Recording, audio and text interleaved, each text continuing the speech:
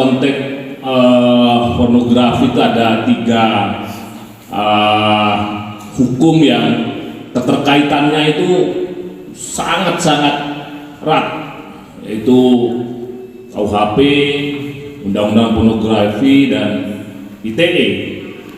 Ini yang menjadi permasalahan sekarang ini adalah ketika Undang-Undang Pornografi tadi sudah saya bilang Mas biar nggak cepat tua Mas Tongat, itu sudah jelas sekali bahwa ada unsur subjektivitasnya tinggi. Karena kalau kita flashback ke belakang, Undang-Undang Pornografi itu adalah yang berbicara yang paling substansial itu adalah masalah norma kesopanan, norma kesusilaan. Ini menjadi problem. Maka saya tidak masuk di dalam PowerPoint. Kita akan daripada sama dari kita dalam perspektif bagaimana penegakan hukum. Ya.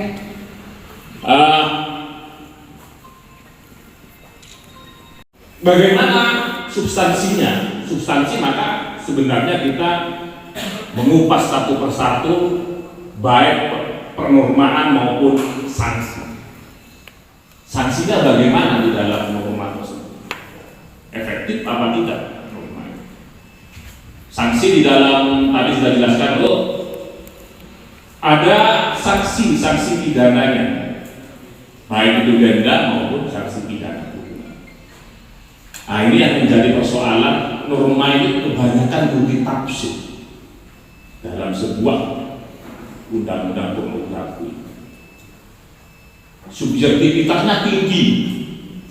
Makanya kalau ada kasus-kasus yang terkait dengan pornografi, kalau tidak dikawal secara ketat, itu katanya orang sekarang ambilan. Jadi tidak ada ujungnya. Kasihan juga seorang lawyer kadang-kadang menanyakan sampai bisa setiap hari itu WA atau datang itu bisa 2-3 kali datang ke polisi hanya untuk menanyakan perkembangan. Dan ketika suatu norma itu sudah multitafsir, maka ya suka-suka penyidik, suka-suka dari jaksa penuntut, suka-suka dari hakim. Nah, norma ini memang passwordnya diberikan ketika sudah konten habis semua.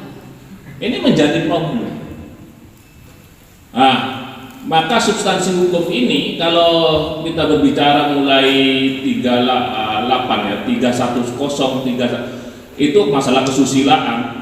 Itu sebenarnya mulai dulu sudah ada, tetapi dengan adanya undang-undang pornografi, adanya undang-undang ITE itu menjadi lebih terang benerang sebenarnya untuk menjerat para pelaku tanda petik masalah pornografi.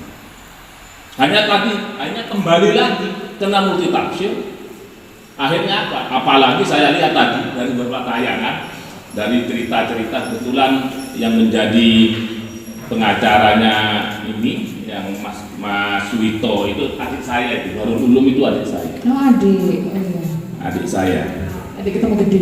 Bukan adik. Memang Adik sepupu. Jadi ibunya dia adiknya ibu saya. Oh, adik tadi. Ya. Gitu ya. Baru Ulum. Jadi saya melihat tadi saya bicara penegakan hukum yang salah satu unsur itu adalah dari struktur, yaitu aparat penegak hukum, itu betul-betul kita kawal. Yang awal siapa? Pers.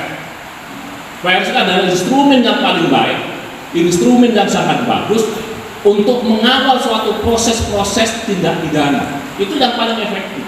Iya. Karena apa? Kenapa penegak hukum takut ya kalau memang ditulis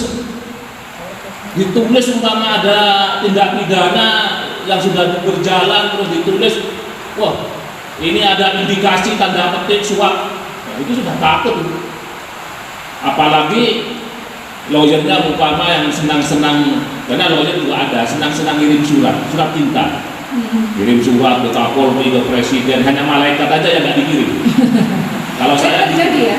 Kalau saya harus untuk pendidikan. Iya.